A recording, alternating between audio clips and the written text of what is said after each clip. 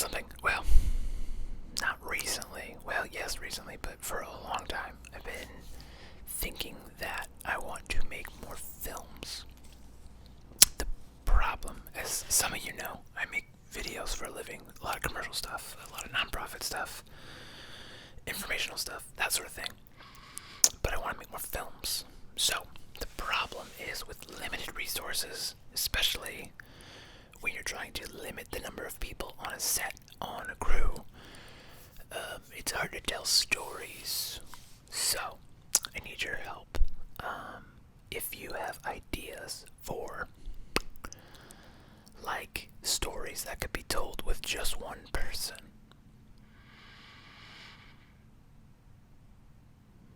that would be really helpful.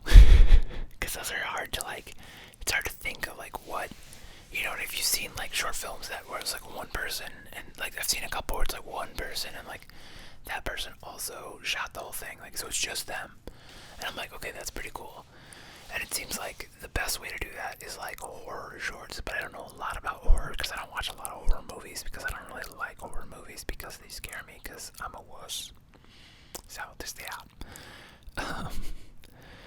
But I was driving today to a job that was like an hour away, and I was listening to a book on tape, the Chuck Palahniuk book about, it's called Consider This, it's about how to write. And I don't remember what he said that triggered the idea, but I was thinking, like, okay, what if it's like a radio DJ, right? And it's like the late night shift or something, and he's just getting calls, and I'm like, okay, that could be, because you could get voice actor talent, and then, you know, you just have to have, like, a DJ booth looking thing, which really wouldn't be that hard to fake. So, I was like, okay, that's an idea, and I've seen one where it was, like, a secret agent who was, like, following, like, a walkie-talkie, and, like, so, you know, you can always do your own voices and be the walkie-talkie voice, and then do the acting. So those were two ideas, and I'm like, okay, but, like, a comedy is kind of more my wheelhouse, because if you people couldn't tell, I'm hilarious. And I also used to do stand-up comedy for a couple years, and that's really more my wheelhouse. So if you have, like, ideas for, like, how, or, you know, I don't, you know, there's so little literature on the subject of, like, how to ideate for, like, a single person with, like, a limited crew, limited locations, like, so, you know, I really want to get into making more films, and then so far I think the only way I've really been able to consider, like, what I could do as, like, a solo crew would be making documentaries, which I'm not against, but it just kind of feels like that'd just be, like, more work. But, you know, I think it's a little more interesting when you can choose the subjects. So, there's a couple of cool things in my town. There's a vegan place that opened recently, and my friend runs it, so I'm like, okay, I could do, like, one of those 60-second documentaries, and that could be pretty cool. And then I also thought about doing mockumentaries, so, like, if you watch The Office or Parks and Rec, and I know I have a friend who has, like, an improv theater, so I could find improvers pretty easily, and so I could, you know, maybe make a mockumentary about, like, a guy in quarantine, so maybe I could just do it myself, I guess. I could be the guy, because I'm pretty funny, maybe sometimes. I don't know, I could think of some stuff, I think. Man, just right, boom, idea. I like talking to you people. I like, you know, you people. I like talking. I come up with all kinds of ideas. It's like when I talk to my dog, because sometimes I talk back for my dog, because I'm a crazy person. But I think, okay, a lot of people talk to their pets, but how many, and drop a comment down below, and be honest, how many of you personify the dog's response back to you? And to add it one layer above, how many of you have a voice for that personification? I hit the microphone, I'm sorry. I don't know, I apologize for the mic. I looked at it and I was like, sorry. But personify the animal, the pet. It doesn't have to be a dog, I guess. It could be a cat or a bird, or I guess birds do talk sometimes, so maybe not a bird, but so this is, if Bear's not here right now, he's at the puppy sitter, because I was not out of state, but almost wasn't out of state. That's how far away we had to go. And I was there all day. So he went out to his mom's house. Ex-girlfriend that I got the bear with. We're still on speaking terms despite our very bad breakup. And so she watches him sometimes because she loves him, and I trust her. And I don't trust a lot of people with Bear because, he's kind of my little lifeline. Anyway, so if I'm talking to Bear, so I'm gonna break the ASMR, the veil of whisper. So if I'm talking to Bear, I'm just be like, I'm pretending Bear's here. I'm just be like, hey Bear, what do you want to do today? And then Bear's voice would be like, I want to go for a walk. And this is how I talk. I'm a dog. Hey, my name's Bear. And he has like he kind of has like a southern drawl. Yeah, I kind of talk like this. I can't do it. It's hard to just get the characters. I guess my whisper voice is character too. Maybe I should do voice acting. Although I did do a voiceover once for a video I made, and I hated it. Because it was just like the over-analyzation of your speaking. Like I do YouTube, I've made like 200 YouTube videos, but like I'm the person I'm the client, and I could just be like, yeah, that was great, okay, good. I don't have to be like, does that sound manly enough? Do you really want to buy a Cadillac from my voice? It's like, no, but I don't want to buy a Cadillac, so it's like, anyway. Where was I going with that? Yeah, do you do that? Do you talk to your pet and then have a voice for when they talk back to you? Leave a comment down below. Don't lie. I won't know the difference. But, wow. Okay, a mockumentary about... Here's the thing, though. I don't want to watch any movies about quarantine, so I don't really want to make one either. But a solo mockumentary, that could be a good idea. What if I made a mockumentary about a guy who makes ASMR? It's just like, turns out to be all true. Like, yeah, so I whisper in my apartment, and I've made 400 videos.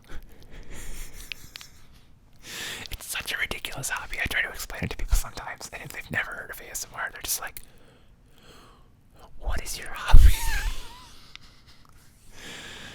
And you're like, I tap on things, and people like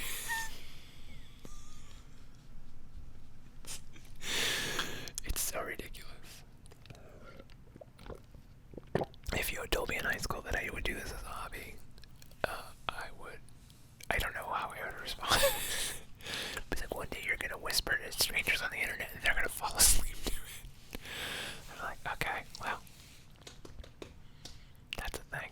So, anyway, if you have ideas that aren't related to quarantine, that are like, I think I could do a mockumentary. Okay, I'm excited about this. What could a mockumentary be about? It could be about, what if the dog was a character and I did Bear's voice, and I have friends that are like really good, like they're not like amazing CGI people, but they're like, they can do effects, and I could get them to like make Bear's mouth move. Or I could put Bear in a silhouette, and it could be like dog. I don't.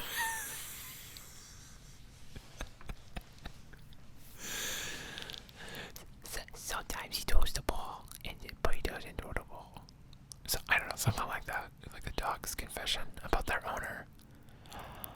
That could be the whole documentary. It could be like it could be a mockumentary about dogs, about their owners. That's a good idea. Nobody steal it. Copyright DM. I need to write this down. Okay, hold on. Where are all my note cards? I don't know if I have any note cards over here. I need note cards over by the ASMR booth because mind explosion, amazing ideas. And you people were here for it. And if I win an Oscar, I'll thank you. I'll thank all my ASMR people. I'll be like, thank all the people who listen to me ramble on the internet about ideas for movies that I had. Okay, hold on. This isn't a notepad. Well, it's a notepad, but it's not what I wanted, but it's okay. I'll just write it down quick. Okay, so it's a mockumentary. Dogs about their owners. Owners voice the dogs. Okay, and then I can just talk to like my friends who have dogs, and I can just be like what are quirky things your dog does? Like, I'm trying to think of what Bear does.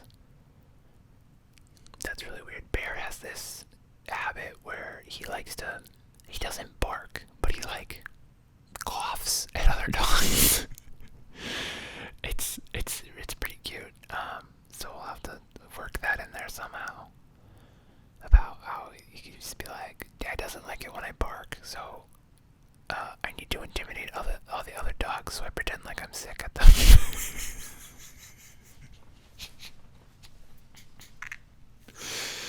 That's so good. Boom. That's the whole movie. And then it's just a 2-minute clip of my dog coughing out the window and scratching at it to yell at the other dogs. You have to see it. This is funny only to me, and everyone else. If you're watching this, you're probably like, what the fuck is wrong with this guy? So, anyway, that's a great idea. Thank you. Thank you, ASMR channel. Thank you, ASMR fans. Thank you, Tingle Tribe. That's a good name. I don't remember who came up with it, but somebody in the comments said Tingle Tribe, and I'm like, oh, I like that. I haven't really used it that much, but yeah, Tingle Tribe. So, okay, but other ideas for mockumentaries. What do we got? You know, The Office, that's an example of a mockumentary. Parks and Rec is an example of a mockumentary. Kind of, like it's sort of, I really don't know how to define Parks and Rec, because there's like times where like they talk, they're camera aware, they talk to the camera. But at the same time, there's like a lot of scenes where like it wouldn't make sense for a documentary crew, and there's like The Office kind of had a narrative towards the end, which was like unnecessary, I guess. But then like A Mighty Wind, Best in Show, This is Spinal Tap, those are like some of my favorite movies. And I really like the medium, and it translates very well to what I do for a living, so it's an easy step in the right direction. And maybe I can make a mockumentary with going back to like, you know, my friend who has the vegan restaurant. It's like, okay, what if I made a mockumentary about a guy who's like never eaten you know, plant food or something. I don't know. Just be like a real macho tough guy who's just like, I only eat meat. I like meat. And it's like, okay, well, if you like meat, cool, like that's your thing. Like, no one's trying to make you go vegan, but like maybe try vegan food because it's delicious. I don't know. That's just my take on things. You know, I'm not a vegan. Most days I do keto. And I eat a lot of burritos, but my friend Mick makes really good vegan food, so I go eat it sometimes. So there you go. I don't know if that's funny. I don't know if Mick would find it funny either. I mean, Mick's got a really good sense of humor. And you know how you know that is because he's got a picture of Kevin Smith hanging up at his restaurant. Because Kevin Smith is a vegan, if you didn't know that. And if you don't know who Kevin Smith is, go watch the movie Clerks. It is great. It's his first film. But he also made like all the Jane Silent Bob movies. He made Zack and Miri Make a Porno. He made Red State. He made a movie called Cop Out with Bruce Willis and Tracy Morgan. Yeah, Tracy Morgan. I always confuse Tracy Morgan with his 30 Rock character, Tracy Jordan. And I'm always like, have to like really think about it and be like, which is also a good show if you haven't seen 30 Rock. That's probably my favorite sitcom show. Brooklyn Nine-Nine is also up there. I would say 30 Rock.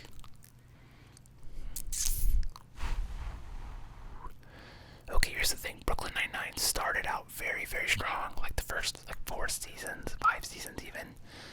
But it's like since season 5, it's kind of gotten a little after school, especially with like it's really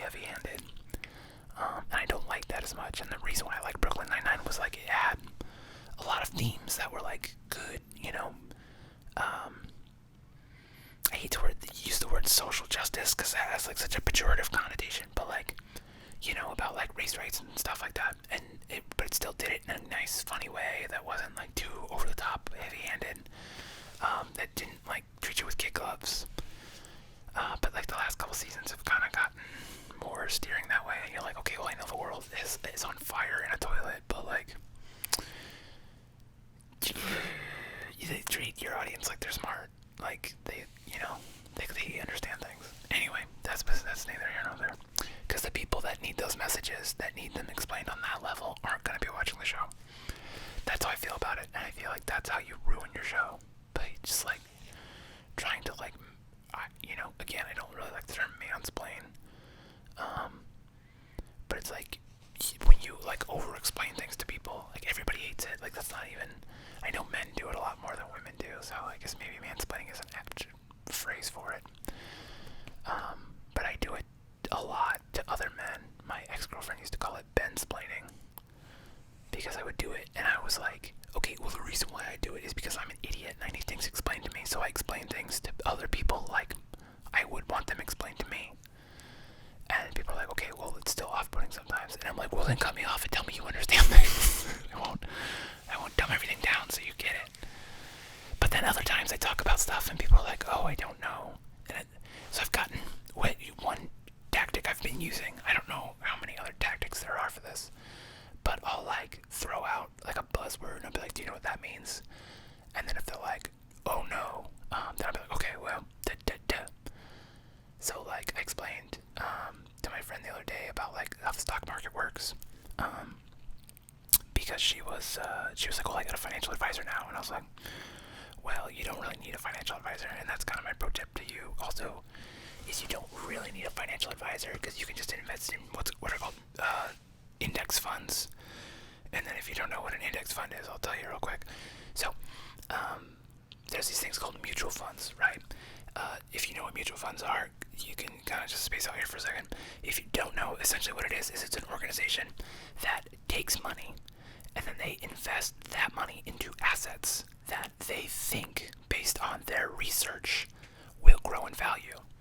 Then, if those assets grow in value, the people that gave them money, their share in the mutual fund also grows in value.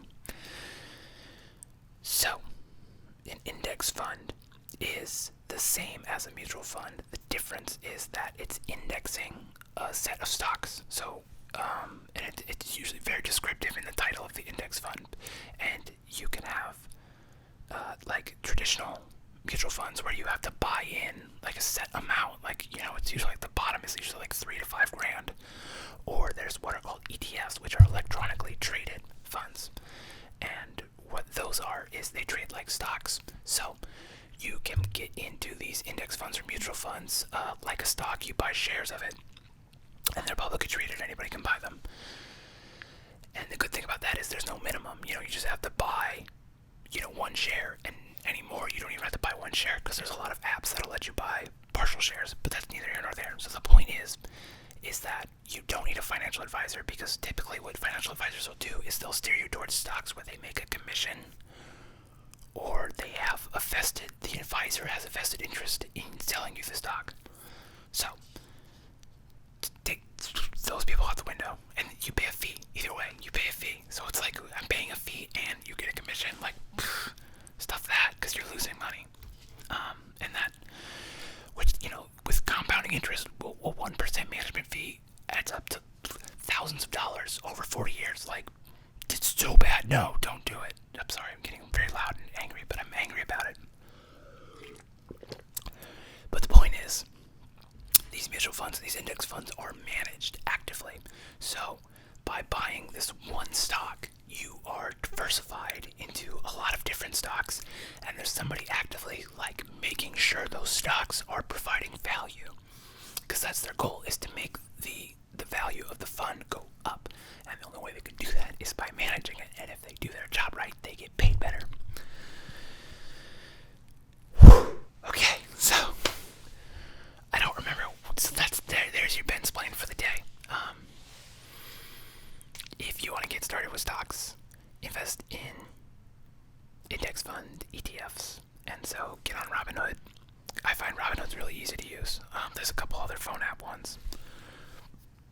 And let me open up my phone here, pull up Robinhood, and I'll tell you the one that I like the most is this stock ticker sign is SPHD, and VYM are other good ones. So SPHD is PowerShares S&P 500 high dividend, low volatility. So essentially what they're doing is they're looking for stocks that pay a high dividend but have low volatility, so the price kind of stays pretty stagnant. So like there's slow growth and you get dividends, which is great. And then VYM is Vanguard High Dividend Yield ETF, which is another one that's only looking for stocks that pay high dividends. Click. So those are two I like. I think I have to like legally declare that this is not stock financial advice. Legally, I have to say that. Those are just two stocks that I personally like. I think I'm 99% sure I'm allowed to say that because I follow a lot of YouTubers and they're like, but they're always like, disclaimer, this is not financial advice. Do your research and learn.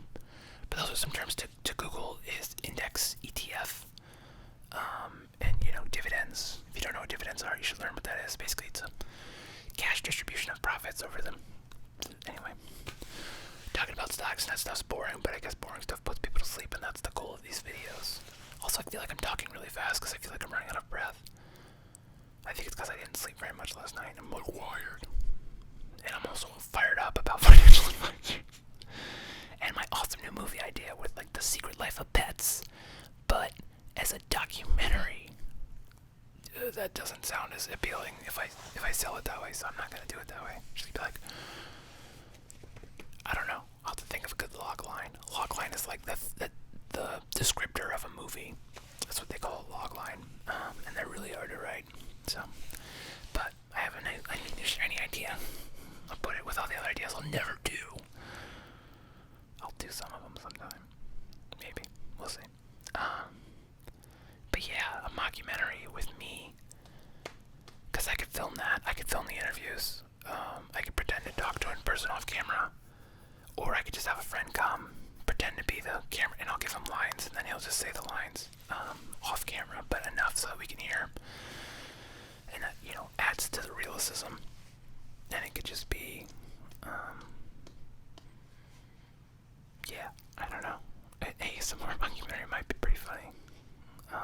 But then I'd have to also explain what ASMR is to a lot more people, and then explain that I make like $10 a month doing this. That's boom, wow. What do they call that? Revenue reveal. Boom. A lot of YouTubers make those videos like, this is how much money I make on YouTube. And it's always like, I always watch those videos, I'm like, that's way more money than I make. ASMR does not pay great, let me tell you folks. It's a losing proposition, but it's a fun hobby. You get to just ramble at people, and they like love your videos. I'm like, I don't know why. But I respect you, and I'm grateful that you're here, and you're listening to me ramble 24 minutes later. When I hit record, I had one idea. I was like, okay, ask your fans. Do you like being called fans? I don't know. That's not what I wanted to ask you, but ask the audience what they think would be good ideas for movies that I could conceivably make by myself, because with the way in Nebraska, I don't know if you're following Nebraska statistics, but our caseload is spiking. We're at currently this last week and now this current week, we're at the highest we've been for the whole, since it started. And it doesn't seem like everyone's still like, let's and it's like, you watch and you're just like, we are so just, well, that's a thing.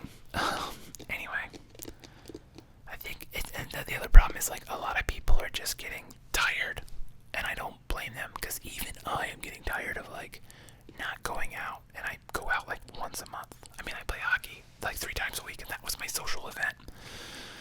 And I haven't played hockey since July, so I'm going a little crazy. So I'm making a lot more ASMR. So deal with it. Deal with the thing you like, there being more of it. Angry face. Do I have good angry face? I don't know. Also, it looks like there's a walker back there.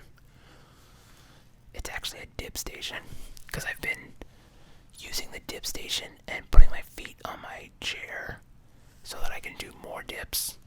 Because I could do like 3 dips. Because I'm a big guy. You know, I'm like 6'5", I think. I don't know. Anyway, like 240 pounds. So I could do like 3 dips. Or if I put my feet on the chair, I could do like 10. So I'm getting more range of motion in. So I think I'm gonna improve my dips. Get my arms all swole. They're coming along. You can see kind of the veins popping. I want to be able to do a pull-up. I've never been able to do a pull-up, but also for most of my life I've weighed over 300 pounds. So this is the first time I'm coming in closer to 200, and I think I have enough weight to lose that I could go under 200 maybe. But I think I'd also be losing muscle at that point. And I don't really want to lose muscle because it's like muscle mass helps with your blood sugar, but also fat hurts your blood sugar. So it's like I'm in this weird balancing act where like I can't really cut my calories anymore because then I'll start to have like muscle, not decay, but like, you know, the muscles need protein and they need calories to build. But you can build calories in a deficit. It just comes down to protein science. And I've been working out a lot, so I'm hoping that I'm kind of just trying to like maintain, but work out extra, and that will get the shift. So it's a little slower growth at this point. But I would like to be able to do a pull-up, and that will require more muscle strength than I have. So that's the goal for, I don't know how long it'll take to do. I haven't been working super hard at it. I haven't been like very structured about it, but I need to get in on that more structured. Because mostly I just do like, I'm gonna go do whatever I feel like. But I burn a lot of calories, so I'm like, whatever, still good. I worked out so hard I puked the other day, so that was fun. It was because I ate a cheat meal, and then I was like, I'm gonna go work out, and then I had like 3 more hot dogs. So I had 6 hot dogs and a box of mac and cheese, and then I burned like 1,000 calories, and then at the end of it, I threw up in my sink. So, pro tip, don't eat 6 hot dogs and a box of mac and cheese, and then go work out really hard, because you'll puke in your sink, but you'll feel a lot better after you puke. So, don't worry about me. I don't have a eating problem. I mean, I have an eating problem. If I have an eating problem, it's like binge eating junk food, but like not binge eating, but just like cereal cheat meals would be my problem. But I'm working on that. I'm getting a lot better about that. So I had my couple cheat meals like these last couple days because I just visited my blood sugar doctor. So I'm like, let the blood sugar go a little bit for these next couple days. Eat my tasty treats, and then starting tomorrow, I'm back on the wagon. Womp womp. No more tasty food. Well, I say that, but I'm like really, like, I'm kind of enjoying keto. Like, I'm eating a lot of burritos on low carb tortillas. That's kind of my main food, because it's easy to make, and I love burritos. And I've kind of been eating sandwiches again, but the jury's still out on if it pushes my blood sugar too high or not. I think I do it some days, I'm like, it's fine, and then other days I'm like, it's a little higher than I want it to be. So I don't know if I need to figure out the ratio of sandwich, but I also got some keto bread, so I think that'll help. And I'm definitely gonna eat a sandwich after this while I'm editing this video. People out there honking their horns, sorry about that, although you probably can't hear it. But I've been talking for a half hour, and I've been trying to make these longer. And I feel like I've been succeeding to some degree. The last couple were, 15, 20 minutes.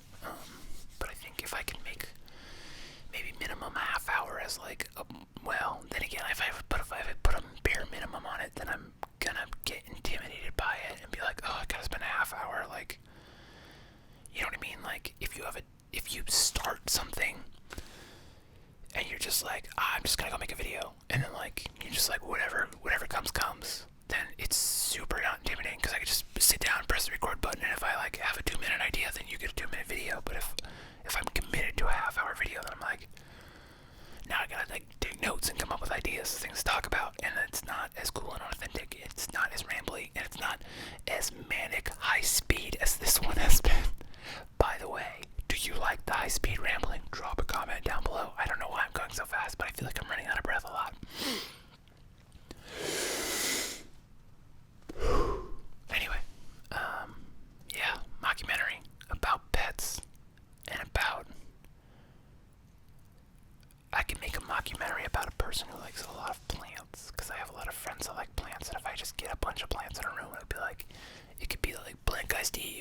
the mockumentary about a guy who likes plants and he touches his eye a lot. I don't know why I'm touching my eye a lot. It's because I can see like my reflection in the lens, and I'm like touching my eye. Does this weird you out that I'm touching my eye? I don't know. Is that a thing? Do people not like that when people touch their eye? I don't know. Okay, so that's what I need your help with. If you have ideas for a story that could be told, a short story, because I'm looking to make short stories, and that reminds me. So in the Chuck Palahniuk book, again, as I was reading it on the way home, I was listening on Audible. I count that's reading. I don't know. He mentioned that a lot of his stories were like inspired by punk rock, where it's like it starts off with a jolt, and it comes at you fast for 2 minutes, and then it's done. And he's like, most of my favorite stories are like 10 pages long, and I'm like, I like short stories and I like short films. I think it's a good medium, especially for today's world that has a shorter attention span. You know, you see a lot of these like 2.5 hour movies, and you're like, well, it's interstellar and it's amazing and it'll make you feel feelings, but like I just said, you know, back when you have to commit to something like that, you're not as apt to do it. And I like the idea of, like, especially from a production standpoint, for someone who doesn't have a lot of resources, I can make a 2-minute film in a day. I can make it. I can write, shoot, and edit.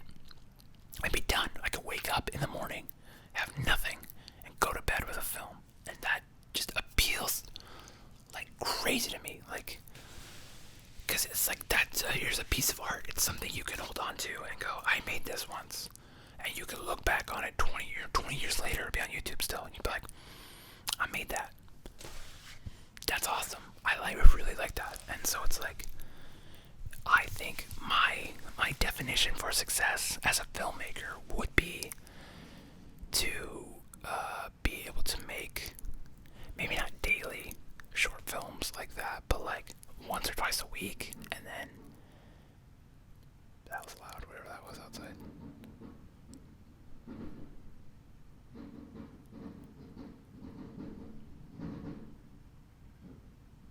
What the hell's going on out there?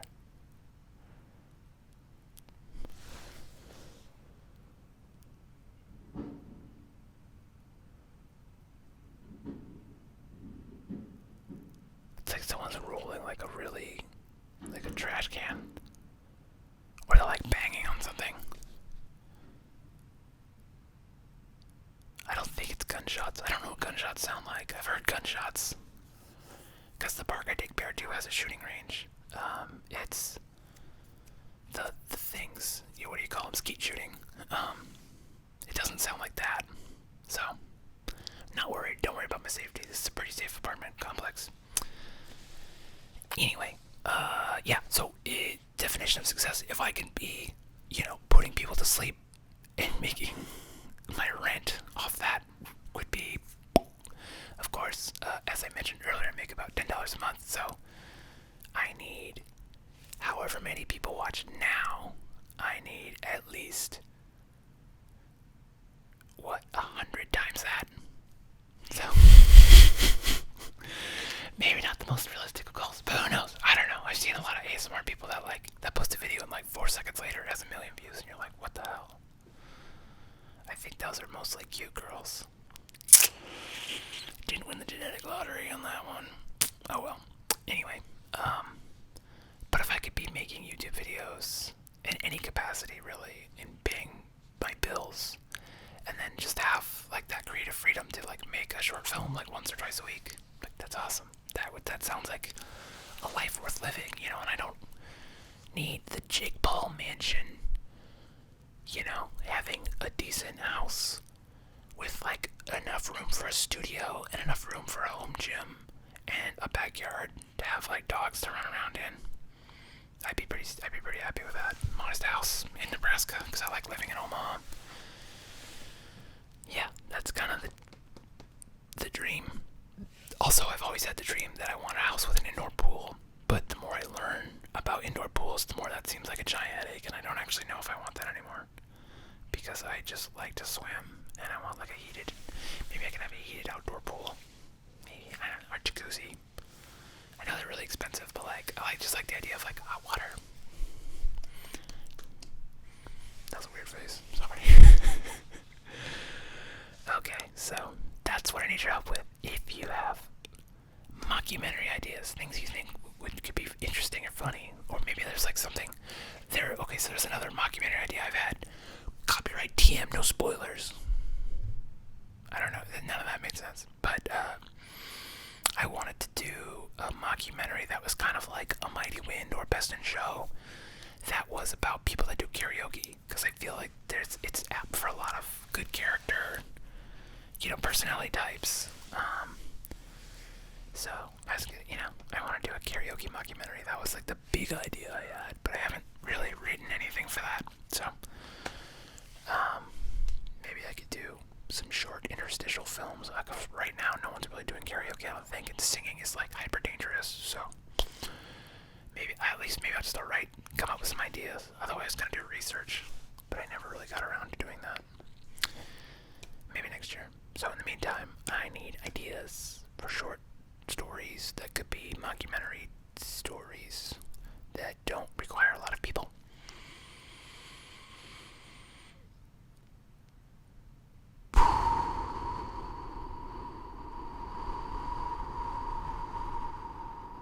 Yep, so that's what I need your help with today, and if you'd be so kind as to throw out ideas. No bad ideas. It's brainstorming. All gas, no brakes. Hit me with those ideas. That's how brainstorming works, because sometimes the worst idea is a spark to the idea that hits it. And that's another pro tip for you. The band Aerosmith used to have once a week.